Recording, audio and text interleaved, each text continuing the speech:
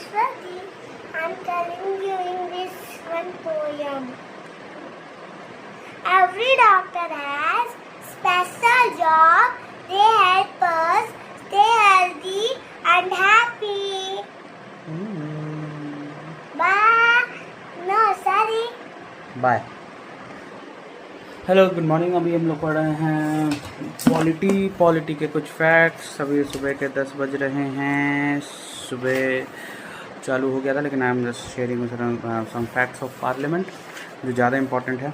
आज लेट क्यों हुआ, क्या हुआ, उसको डिस्कशन नहीं करते हैं।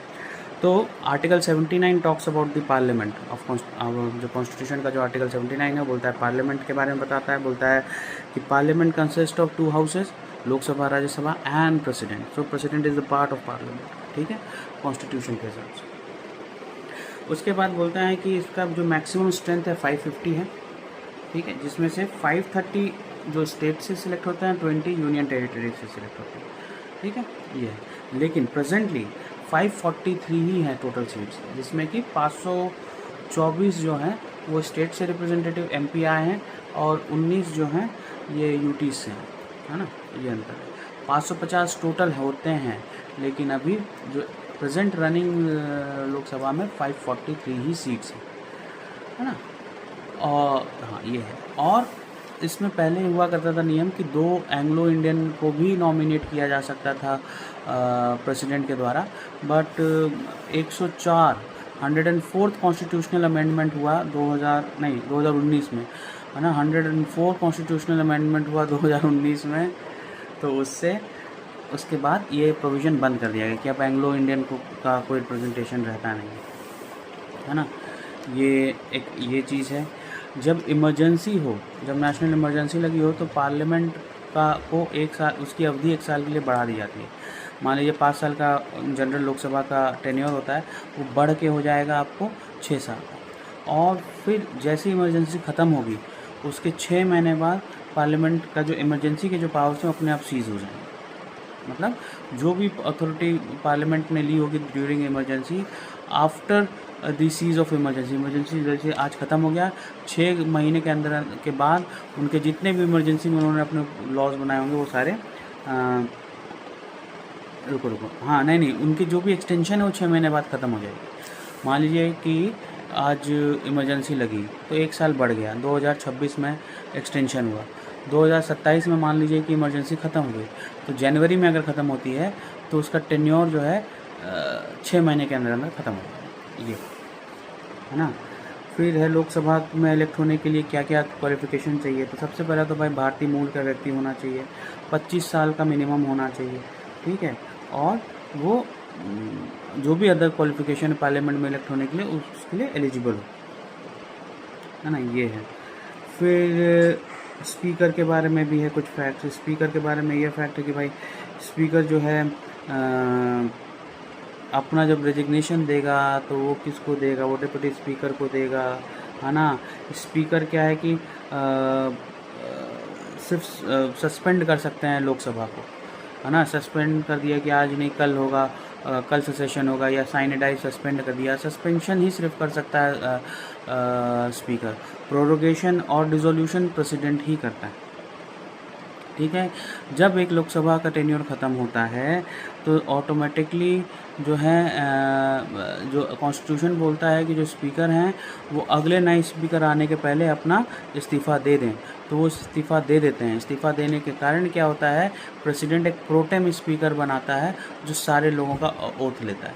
तो क्यों प्रोटेम स्पीकर बनते हैं, क्योंकि जो कॉन्स्टिट्यूशन कहता है कि अगर एक पूरा लोकसभा का सेशन ख़त्म हो गया, 5 साल ख़त्म हो गए, नए लोकसभा के सेशन चालू होने के पहले इनको रेजिग्नेशन दे देना। तो इसलिए जैसे ही ख़त्म होता है तो सबके साथ साथ ये भी रेजिग्नेशन दे देते हैं। तो इसलिए जब नया सेशन बनता है ना, तो उनके ओथ लेने के लिए प्रोटेम स्पीकर को बनाया जाता है। ये इसका मेन है। तो ये कुछ फैक्ट थे। आर्टिकल 79 जो पार्लियामेंट के बारे में बताता है, टोटल सीट्स 550 है, बट अभी 543 है। 20 यूनियन टेरिटरीज़ को रिप्रेजेंट करने के लिए, लेकिन अभी 19 ही सीटें हैं। ठीक है। पहले एंग्लो इंडियंस भी रहते थे इसमें रिप्रेजेंटेशन में, बट 104 कॉन्स्टिट्यूशनल अमेंडमेंट के बाद ये प्रोविज़न ख़त्म कर दिया गया। अब एंग्लो इंडियन का कोई वो नहीं है, रिप्रेजेंटेशन नहीं है।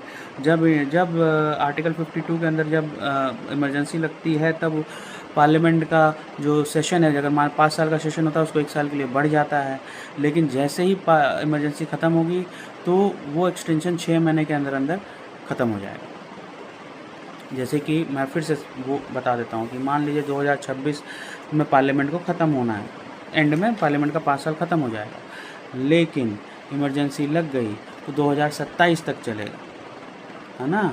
और जब इमरजेंसी ख़त्म हो जाएगी, तो जिस दिन आज मान लीजिए इमरजेंसी ख़त्म होती है और अभी एक्सटेंशन पीरियड चल रहा है, तो वो 6 महीने के अंदर अंदर उसको डिज़ोल्व हो जाएगी, है ना। ये है।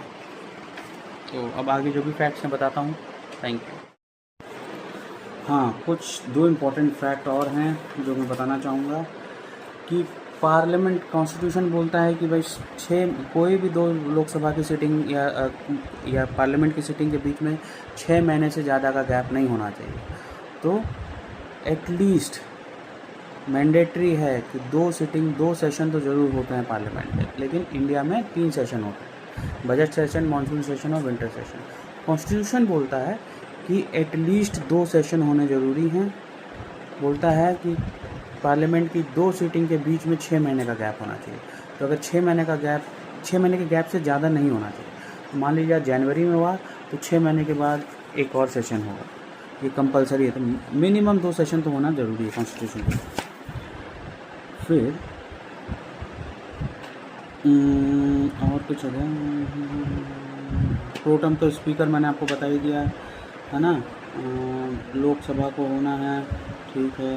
हाँ, कोई भी सेशन चलने के लिए, लोकसभा का सेशन चलने के लिए या राज्यसभा के सेशन चलने के लिए एक मिनिमम रिक्वायरमेंट ऑफ मेंबर्स की ज़रूरत है। मतलब इतने मेंबर्स होंगे तो ही सेशन होगा। तो जो कि सेट किया गया as per the constitution 1/10 of the total strength.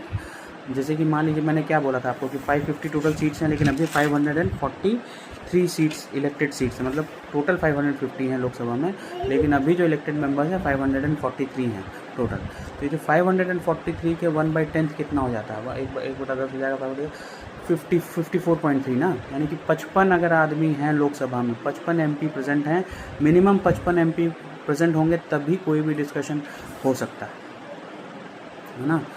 उसको बोलते हैं कोरम। 1/10 ऑफ द टोटल वो है स्ट्रेंथ, है ना।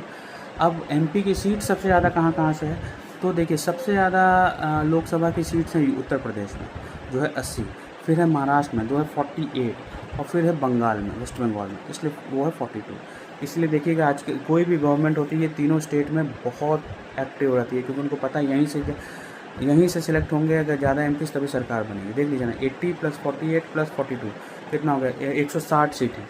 160 सीट की लगभग तो आपको सिर्फ ये 3 स्टेट्स हैं, 28 स्टेट हैं, उसमें से 160 इसी में से है। चाहिए आपको 275 मिनिमम, है ना, अपनी मेजोरिटी प्रूव करने के लिए। तो सोच लिए तीन स्टेट में ये तो 160 आपको सीट्स मिल रही हैं। अगर 3 स्टेट से आपको 130 सीट्स मिल गई, वाह भाई, आपको मगजमारी नहीं करनी। इसलिए हर गवर्नमेंट यही ट्राई करती है कि 3 स्टेट्स पर फोकस करे। इसलिए यूपी प्रेजेंट गवर्नमेंट के लिए भी बहुत इंपॉर्टेंट थी, पुराने गवर्नमेंट के लिए बहुत इंपॉर्टेंट है। महाराष्ट्र प्रेजेंट गवर्नमेंट के लिए भी बहुत इंपॉर्टेंट है, पुराने गवर्नमेंट के लिए बहुत इंपॉर्टेंट है। वेस्ट बंगाल प्रेजेंट गवर्नमेंट के लिए बहुत इंपॉर्टेंट है, पुराने गवर्नमेंट के लिए बहुत इंपॉर्टेंट है। तो ये है। सबसे पहले जो लोकसभा हुआ था, पहला इलेक्शन हुआ था, वो अक्टूबर 1951 में चालू हुआ था उसका, और फरवरी 1952 तक चला। इतना लंबा चला था। अक्टूबर नवंबर दिसंबर जनवरी, लगभग 5 महीने चला था ये पहला इलेक्शन। आजकल तो 2 या 4 1 महीने में हो जाता है, मैक्सिमम 4 चरण, एक बार हुआ था शायद लंबे चरण 8 चरण चले थे, मेरे को याद नहीं है, बट अभी रिसेंट टाइम्स में ही हुआ है। तो वो उतना मैक्सिमम 1 महीना 2 महीने में हो जाता है। तो 5 महीना चला था पहला इलेक्शन, है ना, सितंबर 1951 से फेब 1950। और उस वक्त 489 सीट्स के लिए इलेक्शन हुआ। तो ये है, थोड़े से फैक्ट्स थे, कुछ और आएंगे तो बताऊंगा। पार्लियामेंट से रिलेटेड बहुत सारे फैक्ट्स हैं, इसलिए बहुत इंपॉर्टेंट है। हो सकता है 2-3 दिन तक मैं यही बताऊँ, हो सकता है कुछ और भी बता दूँ। तो ये है ना, बने रहिए। Thank you. सबसे पहला लोकसभा का मीटिंग जो है 1952 13 मई 1952 में सबसे पहला लोकसभा का मीटिंग हुआ था, ठीक है। और सबसे पहले स्पीकर जो थे वो थे जी.वी. मावलंकर। सबसे पहले स्पीकर थे जी.वी. मावलंकर, जो 1952 में जो स्पीकर बने थे। लेकिन इंटरेस्टिंगली सबसे पहली बार स्पीकर के खिलाफ भी इम्पीचमेंट जो हुआ था वो 1954 में, मतलब बनने के 2 ही साल में हो गया था।